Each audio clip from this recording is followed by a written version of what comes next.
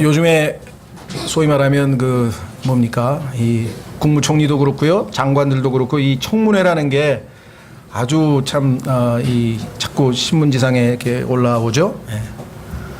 과거에도 보면 그렇고 뭐 정말 평소에 우리가 알기에는 야 정말 훌륭한 사람이다. 그래서 뭐 대단한 평가를 받는 분들이 청문회에 나와서 먼지를 떨면 뭔 먼지가 이렇게 많이 나오는지 누구 말 맞다나 떨어서 먼지 안 나는 사람이 있느냐 그렇게 얘기를 했잖아요. 그분들을 뭐라고 얘기하자는 게 아니라 인간이란 원래 그렇다는 것이죠.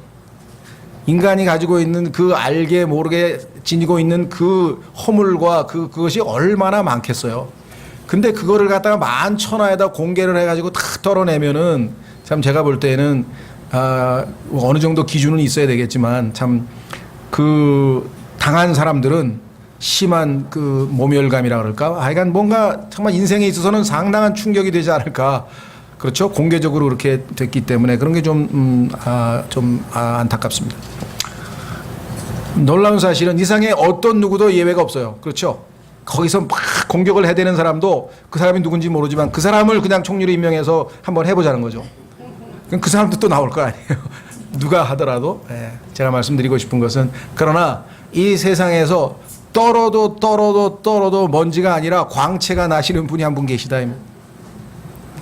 그래서 그분은 파헤치고 파헤쳐도 아무리 파헤쳐도 먼지는커녕 더욱더 아름다운 광채가. 성경에서 보면은 magnify란 말이 나오는데 magnify란 말 확대한단 말이죠. 확대경. 예를 들면 우리가 사용하고 있는 이 바늘, 뾰족한 아주 그냥 섬세하게 아주 깨끗한 바늘인데요. 현미경에다가 딱 올려놓고 보면요, 모양 울퉁불퉁하기가 이루 말할 데가 없어요. 사진을 찍어놓은 걸 보니까 막 울퉁불퉁해요. 아유 이걸로 여기 소화 안 된다고 이걸 땄구나. 이게 그 어쨌든 많이 아프더라. 뾰족하고 싹 그러면 안 아플 텐데 이게 막 울퉁불퉁해요. 현미경으로. 그런데 하나님께서 만드신 그 나뭇가지 하나 아니면 뭐 하나도 다 현미경으로 보면 그냥 깨끗해. 더 확대하면 확대할수록 더 섬세하게 아름답게 돼 있어요. 조금도 오차가 없. 그렇죠?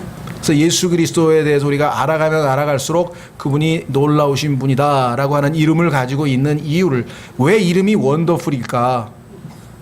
원더, 기적으로, 이적으로, 놀라움으로 풀 가득 차 계신 분이기 때문에 파헤쳐도 냄새가 나는 게 아니라 향기가 끝없이 솟아나시는 분, 그분이 바로 우리 주 예수 그리스도신데 그분께서 이제 이 땅에 곧 오셔서 직접 다스리는 그때가 점점 다가오고 있습니다. 그때 가면은 정치, 바르게 다스리는 게 무엇인지 알 수 있어요. 자, 한번 확인해 보겠습니다. 사무엘상인가요? 죄송합니다. 역대 사무엘이 아니고 역대상.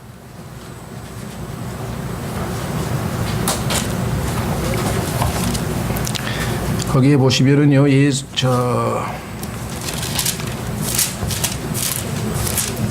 다윗이 마지막 말들이라.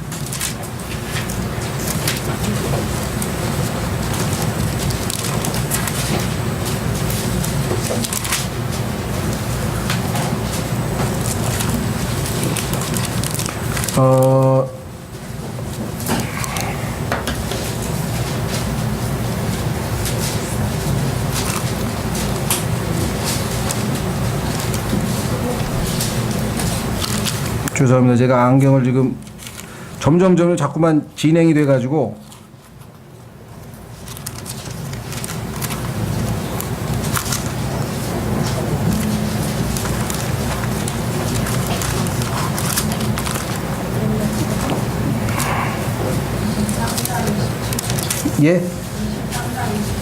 사무엘하 23장. 뭐 두 군데 다 괜찮습니다. 제가 찾는 구절은요, 사무엘하 23장으로 가겠습니다. 사무엘하 23장. 뭐 다 아까 얘기했던 거기에도 있고요. 사무엘하 23장 3절에 보시면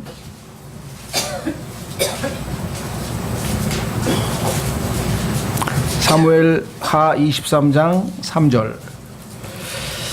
이스라엘의 하나님께서 말씀하시며 이스라엘의 반석이 내게 이르시기를 사람들을 다스리는 자는 반드시 의로워야 하고 하나님을 두려워하는 가운데 다스릴지니라. 그는 해가 돋을 때 아침 햇살 같고, 이 마지막에 보면 예수님이 의의 태양이라 그랬는데요. 그는 해가 돋을 때 아침 햇살 같고 구름 없는 아침 같으며 비가 온 뒤에 맑게 비침으로 땅에서 우미 돋는 연한 풀 같으니라 하셨도다. 이 땅에서 의로운 사람을 세워서 총리로 삼고 다스리는 사람으로 찾기 위해서 애를 써서 검증을 하지만 의로운 사람은 없죠. 우리 주 예수 그리스도밖에는. 자, 그래서 우리는 오늘 예수 그리스도에 대해서 알아가는데요.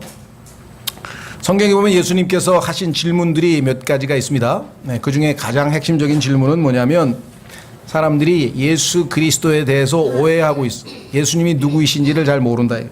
그래서 예수님께서는 제자들에게 이렇게 묻습니다. 너희는 나를 누구라 하느냐? 또 바리새인들에게는 너희는 그리스도에 대하여 어떻게 생각하느냐? 그가 누구의 자손이냐? 만약에 여러분 주위에 있는 사람들이 당신은 예수를 믿으십니까? 예, 저는 예수를 믿습니다. 그 예수님에 대해서 아는 대로 좀 얘기해 주십시오. 예수님에 대해서 여러분들은 얼마나 얘기하실 수 있을까요? 예수님에 대해서 알려달라고 얘기를 했을 때 여러분과 제가 예수님에 대해서 알려줄 수 있는 게 얼마만큼 되는지 한번 생각해 보세요. 예수님에 대해서 아는 게 많으면 많을수록, 물론 지식적으로만 그런 건 아니겠지만요, 예, 체험적으로까지 포함해서 아는 게 많으면 많을수록 그가 더 성숙한 사람이죠. 왜? 신앙 성장이라고 하는 것은 예수 그리스도를 아는 지식에서 자라나는 거거든요. 근데 너무나 많은 분들이 예수님 뭐야? My Lord and my Savior. 도마가 얘기한 것처럼 나의 주, 나의 하나님입니다. 나의 주, 나의 하나님. 그죠? 나의 주, 나의 구원자, 나의 구세주, 나의 주. 그 다음에 뭐 하나님의 아들. 그 다음에 몇 개 가다가 미천이 다 떨어져가지고 그것뿐인데요. 그건 곤란하죠, 그렇죠?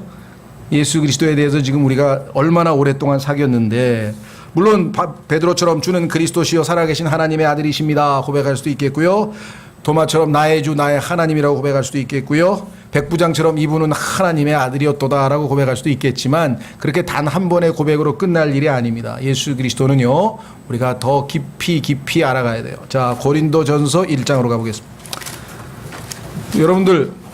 여러분들이 사귄 친구 중에서 제일 오래 사귄 친구가 누굽니까? 여러분들 있으실 거 아니에요. 내 친구 중에서 제일 오랫동안 사귄 친구. 그 친구에 대해서는 아마 웬만한 것 모르는 거 없이 다 알지 않겠어요? 취미도 알고, 그렇죠? 예. 뭐 단순히 외형적으로 드러나는 것뿐만 아니라 그 친구가 마음속으로 무슨 생각하는지도 아마 알지 모르겠어요. 너무 오랫동안 지낸 친구 같으면은. 그렇죠? 예, 뭐 부부간도 마찬가지고 사귀면 사귈수록 그에 대해서 더 깊이 알아가야 되는 것인데, 예수 그리스도에 대해서는 사귀면 사귈수록 더 깊이 얼마만큼을 알고 있는 것인지 이게 그죠? 오리무중이다. 그래서 우리는 주님을 깊이 알아가는 것, 이것이 참된 신앙이다. 자, 고린도전서 1장에 보시면은 하나님께서 우리를 예수 그리스도와 교제케 하셨다라고 써 있네요. 어디 써 있습니까? 예, 9절. 고린도전서 1장 9절에 보니까 우리가 구원받았다는 얘기는요, 하나님께서 중매를 쓰셔서 우리가 예수님과 사귀기 시작한 거예요. 그렇죠? 예, 요즘에는 그 남자들이 여자들한테 그렇게 얘기를 하나 보죠. 예, 젊은 친구가 되려면은 오늘부터 나랑 사귈래? 뭐 그런가요? 잘 모르겠는데. 예수 그리스도께서 우리와 사귐을 요구하셔서 우리가 그게 응한 것이 구원이에요. 예수님께서 나를 사귀겠느냐?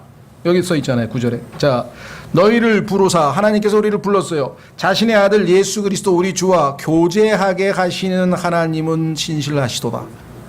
그런데 여기서 중매를 쓴 사람이 하나 있었죠. 그 누구였습니까?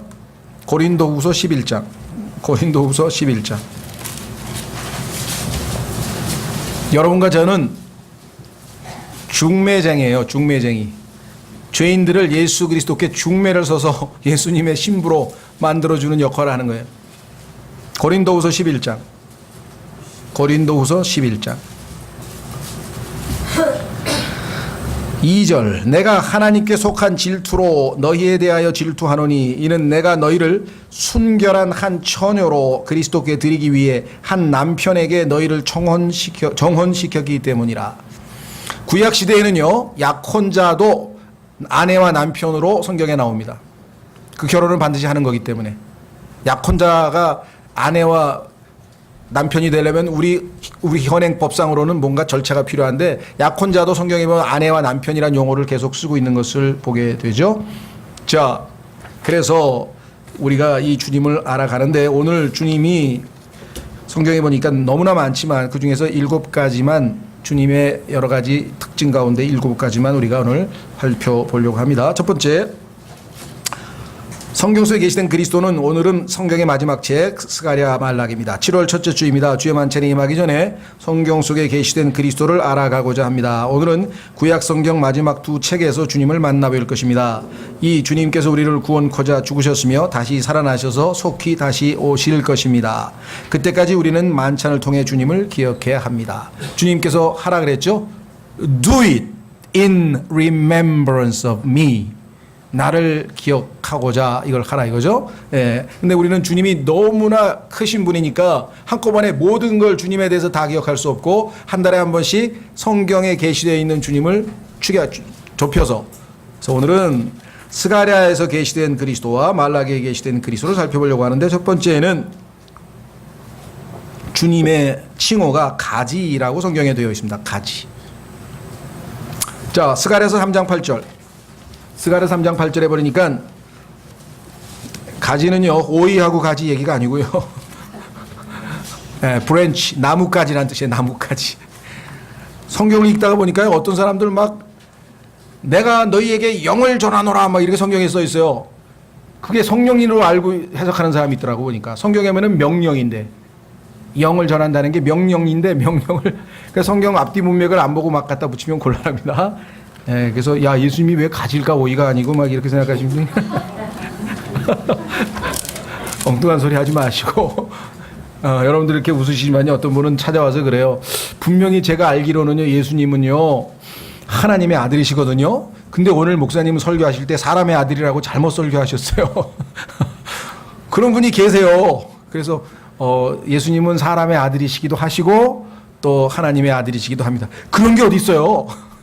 예수님은 하나님의 아들이신데 하여간 이런 일도 생기니까요. 그래서 여러분들에게 자 스가랴서 3장 8절 오 대제사장 여호수아야 너와 내 앞에 앉아있는 내 동료들은 이제 들으라. 그들은 놀랍게 여겨지는 자들이니라. 보라 내가 내 종 곧 가지를 내리라. 내 종. 예수님은 하나님의 구약에 나와 있는 하나님 아버지의 종으로 오셨는데 그 종이신 예수님을 성경에서 주제로 해서 집중적으로 초점을 맞추고 있는 책이 마가복음입니다. 16장밖에 안 되죠. 짧죠. 말씀이 별로 없어요. 행위만 있어요. 행동으로 섬김으로 보여주는 마가복음. 종이신 예수 그리스도. 자 6장 12절 스가랴 6장 12절 그에게 말하여 이르기를 만군의 주가 이같이 말하여 이르노라. 이름이 가지인 사람을 보라. 그가 자기 처소에서 나와 자라나서 주의 성전을 건축하리라. 주의 성전은 사실은 영적으로는 여러분과 저입니다. 성경에 보니까 에베소서에서 우리가 주님의 거룩한 처소로 spiritual habitation 영적인 거처로 지어져 간다 그랬죠. 자 가지인데 이름이 사람이야. 죄송합니다. 사람인데 그 이름이 가지야. 이것은 지금 우리가 수요일 날 집중적으로 공부하고 있는 누가복음입니다. 누가복음은 가지인데 그 가지가 사람이라는 이름을 그죠? 사람이라고 하는 것에 초점을 맞춰서 우리가 기록한 것이 누가복음. 그러니까 어떤 한 사람을 우리가 조각하려고 할 때 입체적으로 조각을 하기 위해서는 앞, 뒤, 양쪽 측면 그래서 네 군데에서 바라봐야 한 사람의 전체 모습이 정확하게 드러날 거 아니에요. 앞면만 보고 하면은 앞면만 나오는 거잖아요. 그러나 앞, 뒤를 해서 전체로 바라볼 수 있게끔 그래서 종합적으로 바라볼 수 있게끔 한 것이 해야 제대로 된 조각품을 만들듯이 예수 그리스도를 제대로 알기 위해서는 앞, 뒤, 양면 그래서 사복음서가 기록되어 있고 그 사복음서에 보면 예수님은 아까 보니까 종인 가지 사람인 가지 이렇게 나와 있습니다. 나머지 두 가지는 주님이신 가지, 즉 하나님이신 가지는 이사야서에 나와 있고, 그 다음에 예레미야에 보면은 왕이신 가지, 마태복음 왕이신 가지는 마태복음에 나와 있어요. 그래서 오늘 사복음서를 설명하려고 하는 건 아니고, 예수 그리스도의 네 사복음서에 등장하는 예수님 중에서 사람, 종 이 두 가지 측면에 대해서 스가랴서에서 우리는 예수 그리스도를 만나게 되는 것이죠. 자, 그래서 예수님은 간단하신 분이 아닙니다. 네 개의 복음서로 요약을 했지만 그 안에 들어가게 되면 더 예수님에 대해서 너무나 많은 것들을 창세기부터 계시록까지 전부 다 우리에게 알려주고 계시해주고 있다는 것이죠. 자, 두 번째 오늘 스가랴서에 보면은 가지이신 그리스도일 뿐만 아니라 나귀를 타고 오시는 이스라엘의 왕이신 예수님을 또 스가랴서에 계시해 놓으셨네요. 자, 스가랴서 9장 9절로 가시면은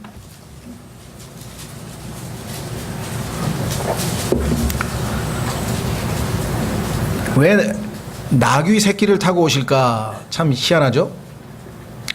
성경에 보면은요, 구원받지 않은 여러분과 저를 들나귀 같다고 성경에 비유했어요.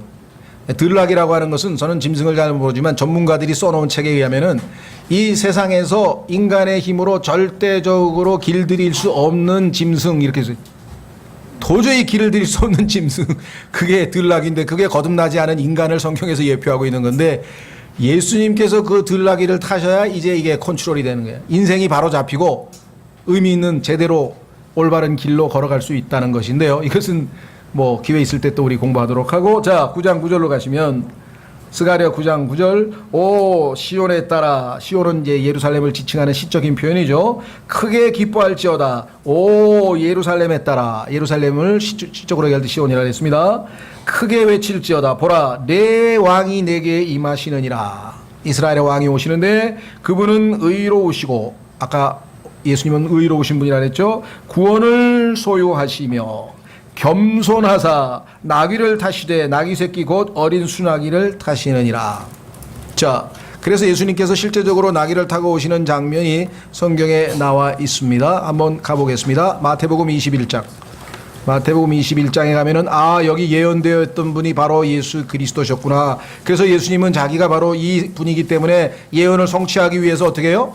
나귀를 끌고 와라. 남의 집 나귀를 어떻게 끌고 옵니까? 그랬더니 주께서 필요하시다고 얘기하면 줄 것이다. 얼마나 놀랍습니까? 아니, 남의 집 나귀를 끌어오라는 거예요. 우리 남의 집 나귀를 어떻게 끌어옵니까? 주님께서 필요하시다고 그래라. 그럼 알아서 줄 것이다 이거예요. 왜? 주님이 다 온 우주를 통제하고 계시잖아요.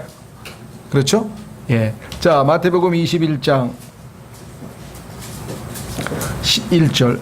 그들이 예루살렘에 가까이 와서 벳바게의 올리브산에 이르렀을 때 예수님께서 두 제자를 보내시며 그들에게 이르시되 너희 맞은편 마을로 들어가라. 그리하면 즉시 너희가 매어 있는 나귀와 그것 곁에 나귀 새끼를 보리니 그것들을 풀어서 내게로 끌고 오라. 만일 누가 너에게 무슨 말을 하거든 왜 남의 거 가져가냐고 하거든 주께서 그것들을 필요로 하신다 하라. 그리하면 그가 즉시 그것들을 보내리라 하시니. 이 모든 일이 일어난 것은 오늘 우리가 읽은 구약의 스가랴서가 성취되게 하려 함이었다. 대언자를 통해 말씀하신 것을 성취하려 하심이라. 일러스되 너희는 시온의 딸에게 이르기를 보라 내 왕이 내게 임하시느니라. 그분은 온유하사 나귀 위에 앉으시되 나귀 새끼 곧 어린 수나귀 위에 앉으시니라 하라 하셨느니라. 그래서 실제적으로 예수님께서 들어가시니까 막 호산나 하면서 난리가 났었죠. 그런데 조금 있다가 이 예수님을 어떻게 했습니까? 이 예수님을 죽였죠. 희한하죠? 금방 왕이 온다고 그렇게 난리를 쳤는데 그들이 기대했던 왕이 아니었기 때문에, 그들이 바라는 대로 행동하지 않으셨기 때문에 거부해 버렸습니다.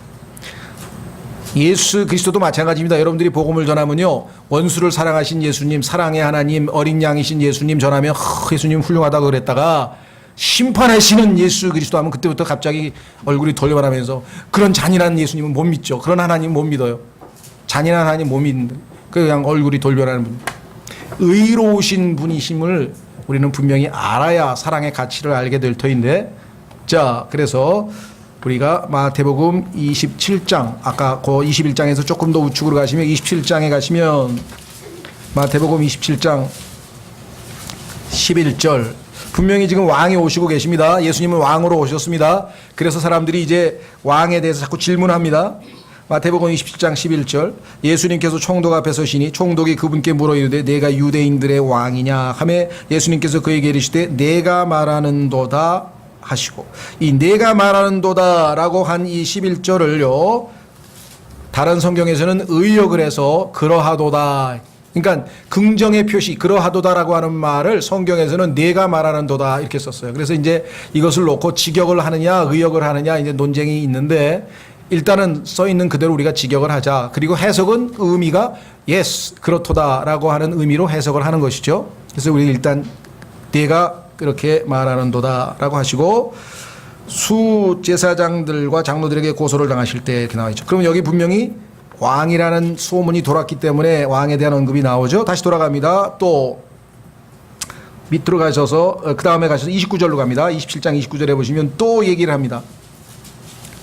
예수님께서 자신이 왕이라고 하니까 29절 그들이 가시나무로 관을 엮어 그분의 머리에 씌우고 갈대를 그분의 오른손에 쥐어주며 그분 앞에서 무릎을 꿇고 그분을 조롱하여 이르되 만세 유대인들의 왕이여.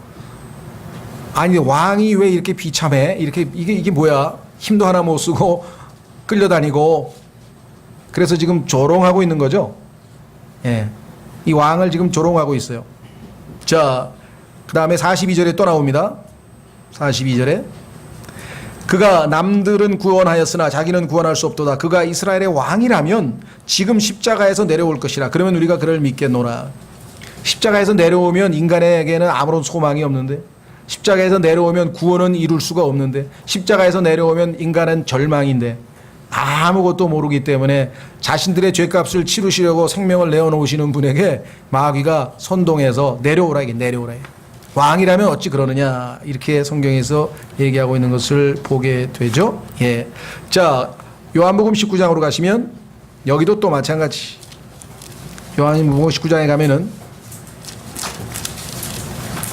무슨 얘기를 하느냐. 유대인들이 드디어 마음을 돌아서 버렸어요. 왜? 아무리 봐도 우리가 기대했던 왕은 아니다.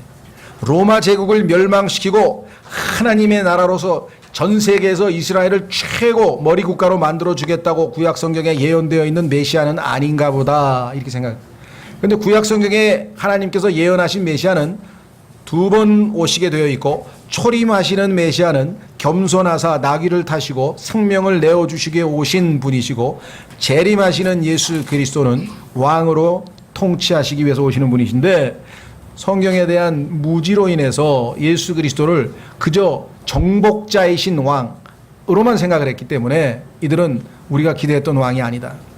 그래서 결국은 이렇게 포기를 합니다. 12절 요한복음 19장 12절 이때부터 빌라도가 그분을 놓아주려 하였으나 유대인들이 소리를 지르며 이르되 당신이 만일 이 사람을 놓아주면 카이사르의 친구가 아니니이다. 누구든지 자기를 왕으로 만드는 자는 카이사르를 대적하여 말하나이다 하니라. 예수님께서 스스로 왕이라고 했으니 그러면 진짜 왕은 로마의 황제 이 카이사르라고 하는 말은요 이 일상 우리 세상에서는 시저라고 합니다. 시저. 그러니까 시저라고 하는 그 로마의 황제의 타이틀이 이 성경에서는 카이사르라고 되어 있는 것은 라틴어의 철자 C 때문에 그래요. 라틴어 철자 C는 라틴어에서는 K로 발음이 되고 영어로 가면 이게 S자로 발음이 돼서 그래요. 여러분들 그 그리스 앞에 터키와 이 중간에 있는 섬 하나가 키프로스라는 섬이 있죠. 그래서 거기 전쟁이 항상 일어난단 말이에요. 근데 영어로는 그게 사이프러스가 되는 거예요. 사이프러스. 그렇죠. 그러니까 이 C자가 나오면 K로 발음됐다가 C로 발음됐다가 이게 막 예를 들면 구레뇨가 됐다가 사이렌이 됐다가 막 왔다 갔다 해. 그러니까 여러분들 그걸 상식적으로 알고 있어야 아 이거는 라틴어식으로 해서 K로 발음했구나. 그렇죠. 예. 예를 들면 뭐 카이사르가 됐는데 그게 불어로 가면 샤를마뉴가 된다. 영어로 가면 찰스가 되고 막 이렇게 해서 왔다 갔다 해요. 자, 그래서 카이사르하고 시저하고 같은 말입니다. 자, 로마의 황제를 지칭하는데 우리에게는 로마 황제가 왕이니까 이런 왕 필요 없다 이게. 하나님께서는 이스라엘의 왕으로 보내셨는데 구약에 나와 있는 그대로 예언을 성취해서 왕 맞다 입증하셨는데도 불구하고 자 15절로 갑니다. 왜 2000년 동안 유대인들이 전 세계에 유랑을 하면서 지금 비참한 모습을 하고 있는지, 2000년의 이스라엘의 유랑 정말 그 고난의 역사가 이 한마디 때문에 이루어진 것이죠. 자, 15절. 그들이 소리를 지르며 그를 없애버리소서, 그를 없애버리소서, 그를 십자가에 못 박으소서 하니 빌라도가 그에게 이르되 내가 너희 왕을, 빌라도는 알았어요. 왕 맞다 이거예요. 왕 맞는데 너희 왕을 십자가에 못 박으랴 하매 수제사장들이 대답하되 카이사르 외에는 우리에게 왕이 없나이다 하니라. 하나님이 보내신 메시아 그 왕은 필요 없다 이거예요. 우리가 생각하는 왕하고 너무 다르다 이거예요. 그래서 우리는 차라리 카이사르 로마 황제를 왕으로 그대로 받아들이겠다, 이렇게 이야기를 하고 있는 모습을 보게 됩니다. 참으로 안타깝죠. 2000년 뒤에 그들이 그렇게 거부하고 심지어 십자가에 못 박아버렸던 그분께서 다시 이제 심판하시는 왕으로 오실 것입니다. 자, 세 번째는 스가랴서 13장 7절에 보면은 예수 그리스도의 칭호 가운데 하나가 목자이십니다. 뭐 목자에 대해서는 우리가 오늘 찬송가도 선한 목자 찬송가도 불렀고요. 목자이신 예수님에 대해서는 여러분들이 시편 23편을 통해서 적어도, 그렇죠? 아, 예수님은 나의 목자. 뭐 찬송뿐만 아니라 실제 성경을 통해서도 여러분들이 잘 읽기 알고 계시니까 짧게 코멘트를 하고 넘어가겠습니다. 자, 스가랴서 13장 7절. 스가랴서 13장 7절. 만군의 주가 말하노라. 오 카라 깨어서 내 목자 곧 내 동료인 그 남자를 치라. 목자를 치라. 그리하면 양들이 흩어지리니 내가 내 손을 돌이켜 작은 자들 위에 두리라. 자, 이 구절을 마태복음 26장으로 가서 확인하고 넘어가겠습니다. 마태복음 26장에 가면은 예수님께 이루어진 예언이 바로 이 예언이다 라고 성경에 써 있어요. 마태복음 26장 31절.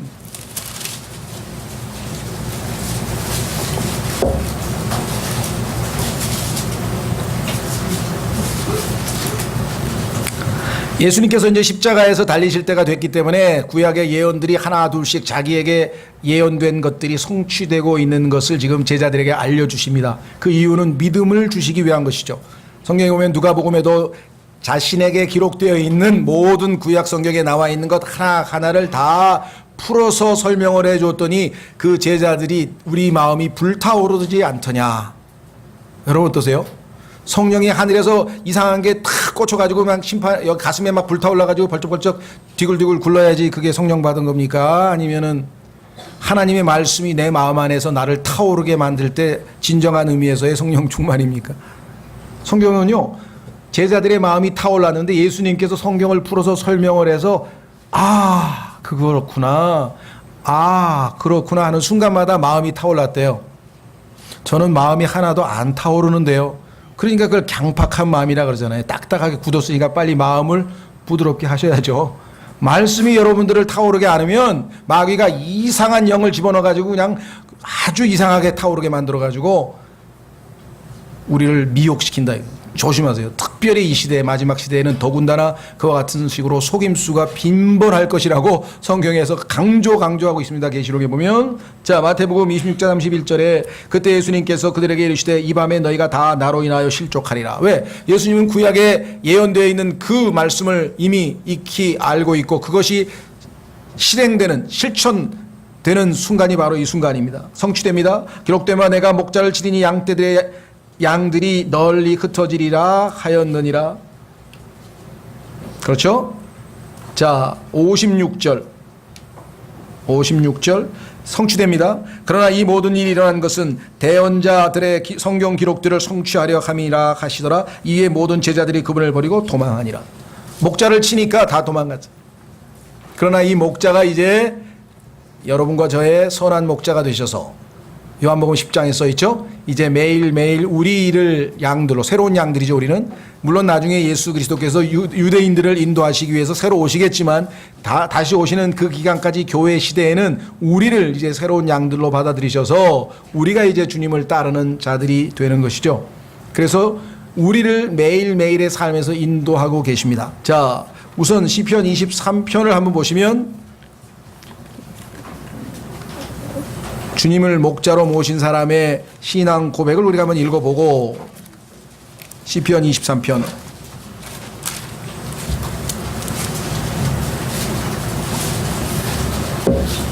주님이 자신의 목자이신 분은 이 시편을 읽을 때마다 우리가 얼마나 실감나는, 그렇죠? 주님이신지.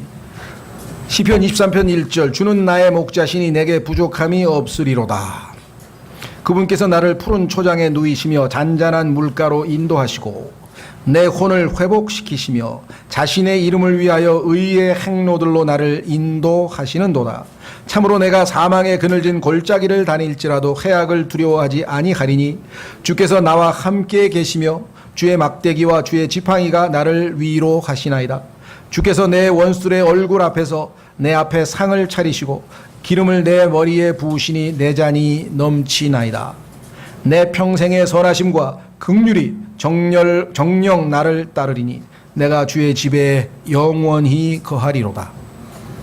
그래서 뭐 찬송가도 참 많죠. 또 복음송가도 참 많습니다. 왜? 그만큼 우리에게 너무나 실감나게 와닿는 예수 그리스도 선한 목자 되신 그분이시죠. 예, 그래서 우리 정의연이라고 하는 여류 소설가가 쓴 책 중에 내 잔이 넘치나이다라는 유명한 소설이 있어요. 아주 소설이지만 굉장히 은혜로운 소설 중에 하나고요. 또 피터 락만이라고 하는 분이 쓴 자서전의 이름이 내 잔이 넘치나이다. 우리말로는 그렇게 번역했고 영어로는 full cup이에요. full cup. full cup. 꽉 찼다. 내 잔이 넘친다 이 말이죠. 네. 여러분들은 어떠십니까? 나는 이런 고백이 안 나오는데 나는 아직도 부족한 게 많거든. 내 삶에는 돈도 부족하고 등등등등 부족한 게 많습니까 여러분에게? 네. 진정진념을 선한 목자로 받아들이면 목자를 신뢰하는 양은 부족함을 못 느끼는 법이죠. 내게 부족함이 없으리로다. 자, 그래서 로마서 8장으로 가시면 주님께서 우리 안에 성령님으로 내주하시면서 우리의 삶을 인도하고 계십니다. 문제는 인도하고 계신 주님을 따라가고 있느냐 안 따라가고 있냐의 문제죠. Follow me, 나를 따르라 그랬는데 안 따르잖아요. 그렇죠? 나를 따르라 그랬는데 안 따르는 게 문제죠. 자, 로마서 8장 14절에 가시면 뭐라고 고백했는 거 아니, 뭐라고 써 있는 거 아니 이렇게 써 있습니다. 하나님의 영에 의해 인도받는 자들은 다 하나님의 아들들이니. 예수님을 믿는 순간 성령님께서 우리 안에 들어오셔서 예수님의 인격으로서 우리를 매일매일 인도하고 계시는 선한 목자가 되어 주신다. 자, 이제 네 번째 스가랴서에서 마지막으로 우리가 발견하게 되는 예수 그리스도는 아까는 이스라엘의 왕으로 오셨는데 이번에는 온 땅을 다스리는 왕으로 오시네요. 자, 14장 9절. 예수 그리스도는 단순히 유대인의 왕으로만 오시는 것이 아니라 이스라엘의 왕으로만 오시는 것이 아니라 그 이스라엘이 모든 나라들의 리딩, 머리가 돼서 이방 모든 민족들을 예수 그리스도께로 향하게 만드는 그 중간 매개체, 중보자의 역할을 하게 된다는 말씀이죠. 따라서 그분은 결국은 온 땅의 왕이 되실 것이다. 자, 4장 9절에 보니까 또 주께서 온 땅을 다스리는 왕이 되시리니 그날에는 한 주만 계시며 그분의 이름도 하나만 있으리라. 성경에 따르면 계시록에 이 땅에 있는 수많은 나라들이 있습니다. 지금은 왕국이라고 하는 칭호를 갖고 있는 나라는 뭐 유나이티드 킹덤을 포함해서 이 유럽의 옛 왕조가 여전히 남아 있는 나라가 있고 동양에도 동남아시아도 뭐 브루네이인가 왕국이 몇 개 있고 지금은 왕국이 별로 없죠. 그러나 이제 환란 때 보면은 상당수의 국가들이 아마 왕들로서 대체될 것 같아요. 성경에 보니까 이 세상의 왕국들이란 용어를 썼는데요. 계시록 11장.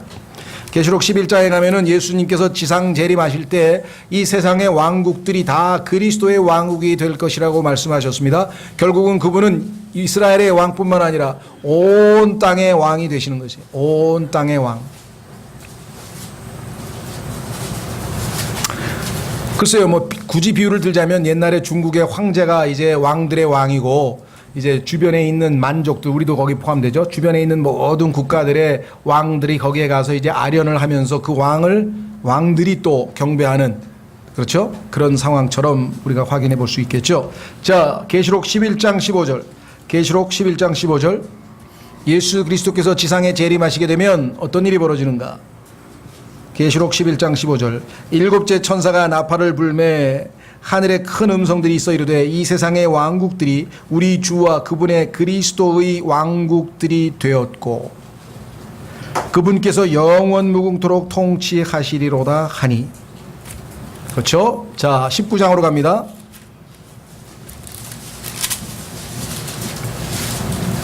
(16절) 예수님이 재림하시는데 그분의 이름이 이렇게 써 있습니다. 19장 16절 계시록. 그분께는 그분의 옷과 넓적다리에 왕들의 왕 주들의 주라고 기록된 한 이름이 있느니라. 그러면 예수님이 왕들의 왕이면 그 앞에 있는 왕은 누군가요? 여러분과 저가 거기 왕들의 왕에 왕들에 들어가 있는 거예요. 그러니까 여러분들은 굉장히 유명하신 분들의, 성경에도 나오는 분들이에요. 계시록 1장 확인을 해야죠. 거저 진짜 내가 왕이냐. 그렇죠. 왜? 왕들의 왕이신 분을 나를 왕으로 임명했으니까 왕이 돼버린 거예요. 내가 보니까 한심스러운 왕 같아. 그러니까 지금 여러분들을 훈련시키고 있잖아요. 지금 이 땅에서 계속 훈련을 시켜서 왕답게 만들어가고 계시잖아요. 지금 뭐라 그러나, 태자라 그러나, 하여간 훈련을 시키고 있잖아요 지금. 그렇죠? 교과서가 성경 아니에요. 지금 성경 가지고 계속 가르쳐가지고 왕이신 예수님을 닮아가도록 지금 가르치고 계시잖아요. 요한계시록 1장 5절 또 신실한 증인이시요 죽은 자들 중에서 처음 나신 분이시며 땅의 왕들의 통치자이신 예수 그리스도로부터 은혜와 평강이 너에게 있기를 원하노라. 우리를, 자 중요합니다, 사랑하사 자신의 피로 우리의 죄들에서 우리를 씻으시고 하나님 곧 자신의 아버지를 위해, 하나님 아버지를 위해 우리를 뭘로 만들었다고요? 왕과 제사장으로 삼으신 분께, 즉 그분께 영광과 통치가 영원 무궁토록 있기를 원하노라. 지금은 비록 십자가를 지고, 그렇죠? 고통의 길을 따라, 비아 돌로로사, 고통의 길을 따라 예수 그리스도를 한 걸음 한 걸음 그분의 멍에를 메고 따르는 자들이지만, 그러나 우리의 신분은 곧 이어 영광스러운 예수 그리스도와 함께 이 땅에서 왕 노릇할 사람이라는 것이에요. 그러니까 그리스도인이 그리스도인답게 살 수 있는 가장 큰 동기부여는요, 여러분 스스로의 정체성을 확인하는 거예요. 내가 지금 왕이다 이거예요. 왕의 신분에 걸맞는 삶을 살아야 해요. 그죠? 자, 하나님이 이렇게 말씀하셨으니까 우리가 믿는 거죠. 우리를 보면 믿음이 안 생기는데 말씀을 보면 믿어지죠. 예. 그래서 왕들의 왕이신 분이에요. 그분은 왕국들을 다 다스리는 분이세요. 우리를 통해서. 그래서 그분은 온 땅의 왕이라고 스가랴서에 기록되어 있죠. 정말 이 세상에 제대로 된 통치자가 다스릴 그때가 이제 오게 될 겁니다. 사람들은 아마 바로 이것이야, 이것이 진정한 의미에서 정치다, 이렇게 통치하는 것이, 의롭게 통치하고 화평, 태평성대일 뿐만 아니라 정의롭게 통치하시는, 아무도 불평부당함을 당하지 아니하는 그야말로 인간이 꿈꾸는 그러한 세상, 그것은 예수 그리스도께서 다스리는 세상이다. 자, 이제 말라기에서 계시된 예수 그리스도는 세 가지인데요. 사실은 1번, 2번은 같은 겁니다. 왜냐하면 정련하는 부자의 불이든 세탁하는 자의 비누든 깨끗게 한다는 게 있어요. 예수 그리스도는 어떠신 분인가? 더러운 것을 참지 못하셔요. 깨끗하게 하셔야 되는데, 자, 말라기, 구약 성경의 맨 마지막 책이 말라기입니다. 구약 성경의 맨 마지막 책이 말라기인데요.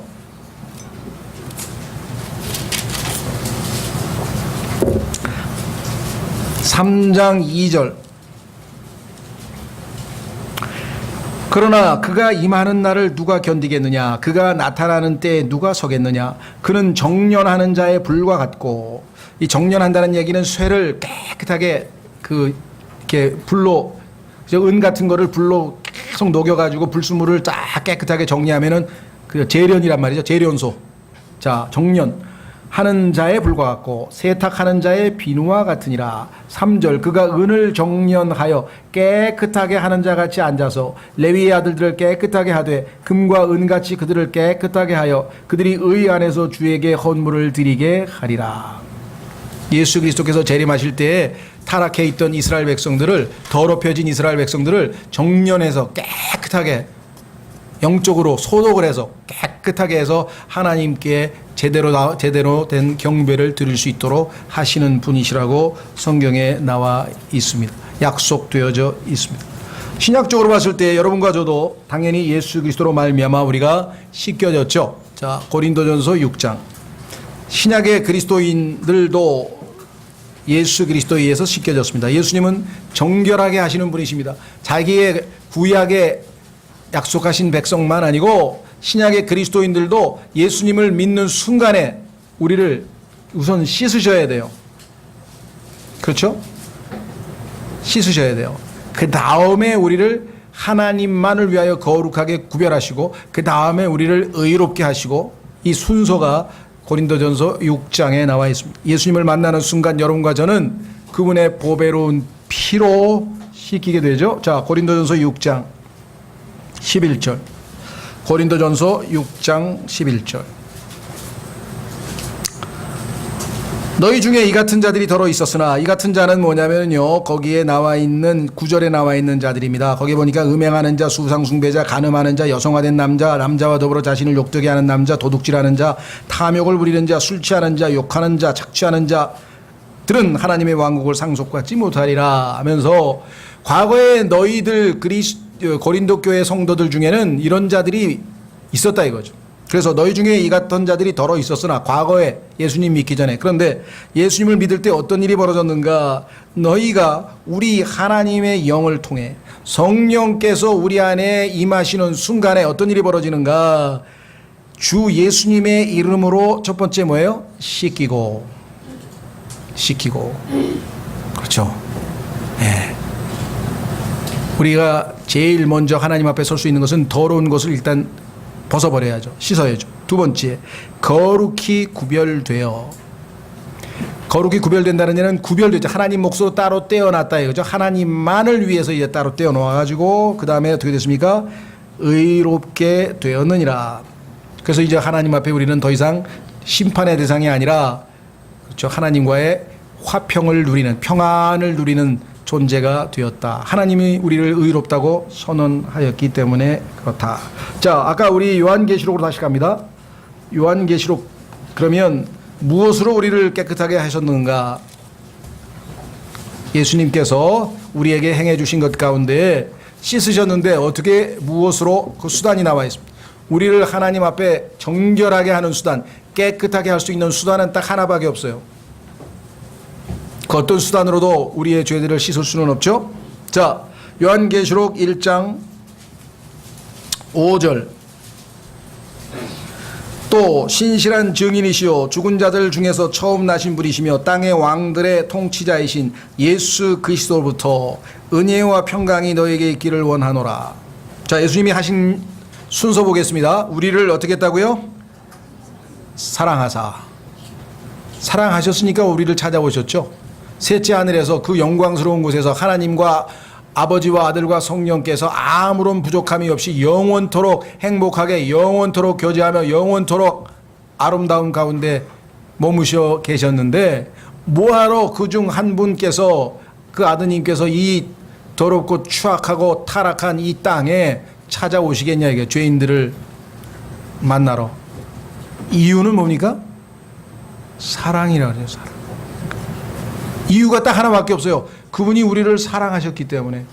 우리를 그대로 놔둘 수가 없어서, 영원한 멸망당하는 우리를 그냥 놔둘 수가 없어서 그분이 사랑하셨다. 그 다음에 두 번째 뭐라 그랬습니까?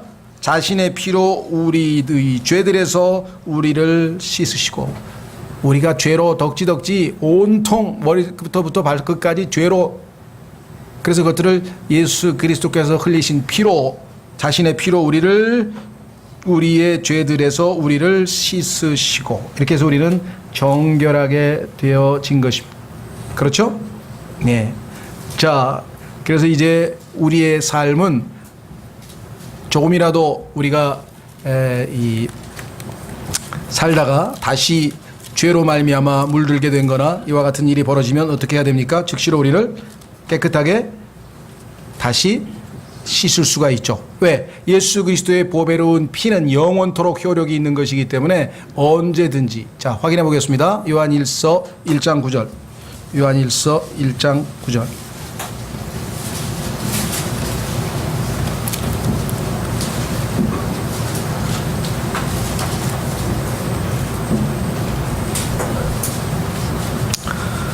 만일 우리가 우리의 죄들을 자백하면 그분께서는 신실하시고 의로우사 우리의 죄들을 용서하시며 모든 불의에서 우리를 깨끗하게 하시느니라.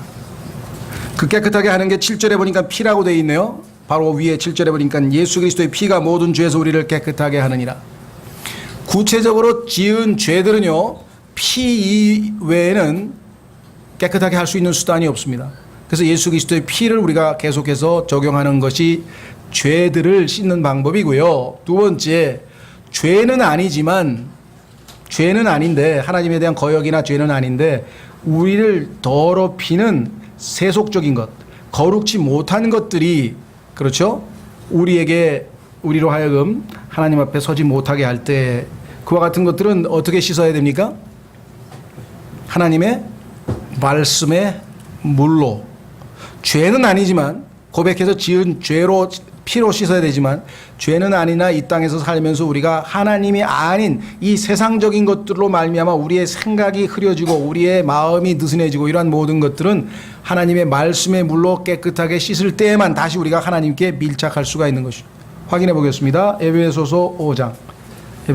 그래서 우리 그리스도인은 두 가지 우리를 깨끗게 하는 수단을 가지고 있어요. 죄를 지었으면 명백하게 자백하면, 고백하면 피로 씻어주신다고 약속을 했고, 죄는 아니지만 뭔가 성령으로 충만하지 못한 채 이 세상의 모든 여러 가지 것들이 나를 깨끗함을, 신선함을, 리프레시, 뭔가 신선한 느낌이 없을 때 에베소서 5장 말씀의 물로 우리를 씻어내야만 합니다. 이 두 가지 수단으로 늘 씻어내지 아니하고는 거룩하시고 정결하신 하나님 앞에 나아갈 방법이 없죠. 자, 확인해 보셨습니까? 에베소서 5장 26절. 에베소서 5장 26절.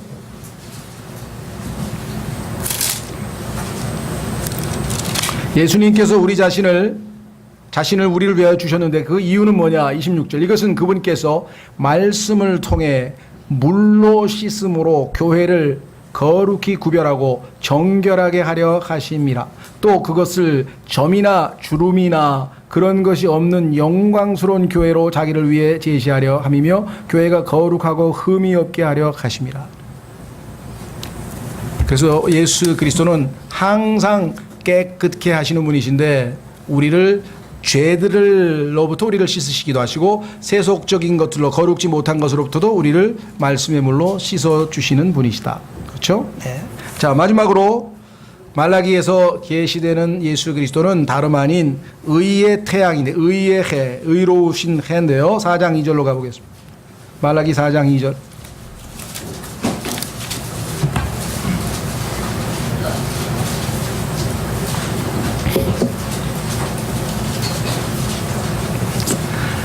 말라기 4장 1절부터 보겠습니다. 구약성경의 마지막 장입니다. 보라, 화덕같이 불태우는 날이 임하나니 참으로 교만한 모든 자와 악하게 행하는 모든 자가 지푸라기가 되리라. 다가오는 그날이 그들을 불태우고 그들에게 뿌리와 가지를 남기지 아니하리라. 만군의 주가 말하노라.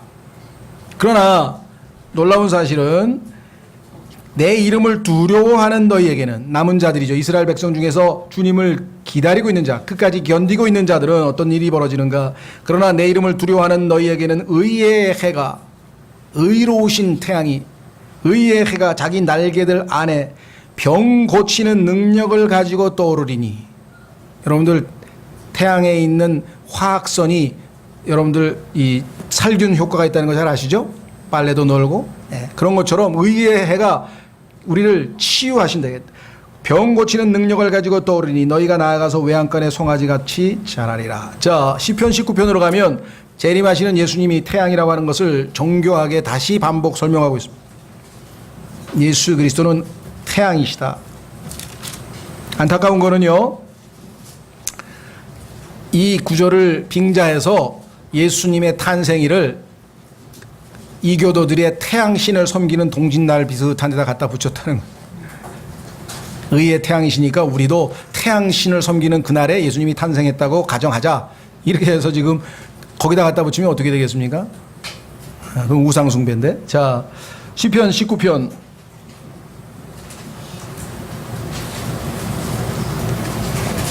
찾았습니까?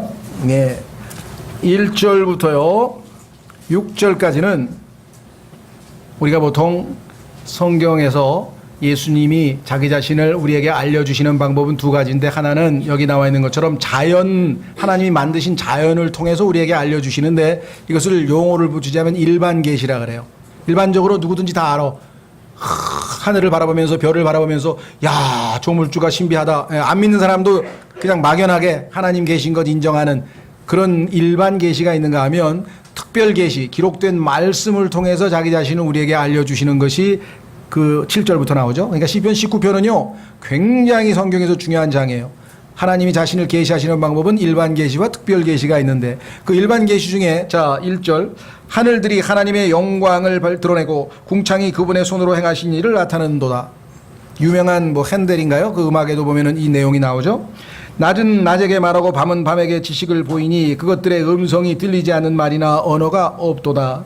그것들의 줄이 온 땅에 드러나갔고 그것들의 말들이 세상 끝까지 이르렀도다. 그 중에서 가장 예수님을 잘 드러내고 있는 이 자연세계의 그 창조물은 뭐냐? 태양이네, 태양.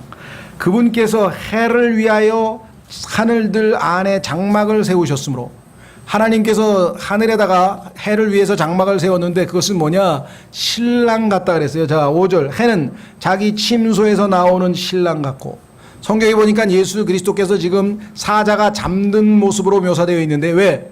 예수님의 재림하시는 모습은 사자가 편안히 잠들어 있다가 갑자기 으르렁대면서 표효하는 모습으로, 예수님이 잠에서 깨어난 모습이 예수님의 재림하는 모습으로 구약성경에 보면 나오거든요. 여기도 마찬가지, 지금 신랑이 만약에 잠자리에 들었다가 일어나서, 여기 나와 있잖아요, 자기 침소에서 나오는 신랑 같고 경주하는 힘센 자같이 기뻐하는도다. 해가 하늘 끝에서부터 나아가며 그것의 순한 회로는 하늘 끝들에까지 이르라니 해의 열기에서 숨을 것이 없도다. 그렇죠? 태양은 두 가지입니다.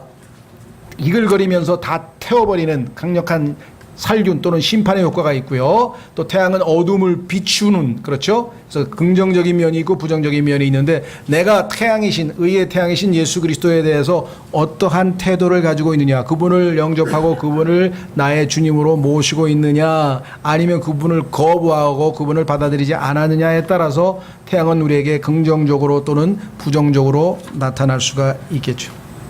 그래서 그분은 이제 의의 태양으로 오셔서 모든 것을 다 의롭게, 결국은 마지막 의의 심판으로 이 세상을 마무리 짓습니다. 자, 두 구절만 잡고 마치겠습니다. 요한계시록 19장에 가면은 그분의 심판이 의롭다. 아무도 불평할 수 없습니다. 모두가 다 공평하신 그분의 심판에 수긍할 수밖에 없죠.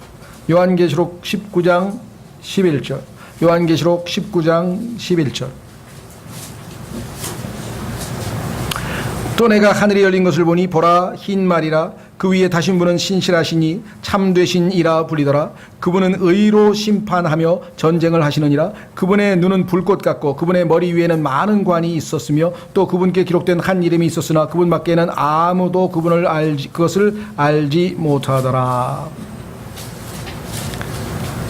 자, 그래서 의로운 심판자이신 예수 그리스도, 그리고 그분께서 이 땅에서 다스리는 세상에는 의가 거하는 새하늘과 새 땅이 될 것이다.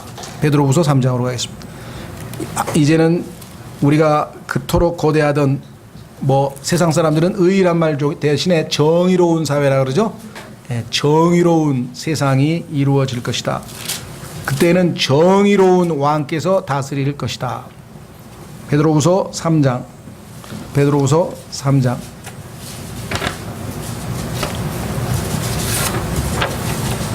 13절.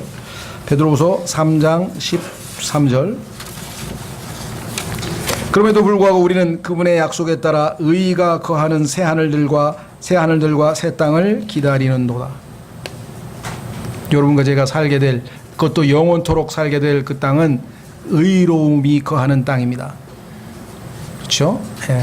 이 땅에서 우리가 겪게 되는 모든 불의한 일, 또 이 땅에서 겪게 되는 도저히 납득할 수 없는 일, 이러한 모든 것들은 의의 태양이신 예수 그리스도께서 오실 때에 말끔하게 다 정리되겠죠. 그래서 오늘은 구약 성경의 나머지 마지막 두 책 속에 계시되어진 예수 그리스도를 우리가 발견했고 배웠고 또 이분을 오늘 기억하는 시간을 지금 갖겠습니다. 예, 우리 홍용만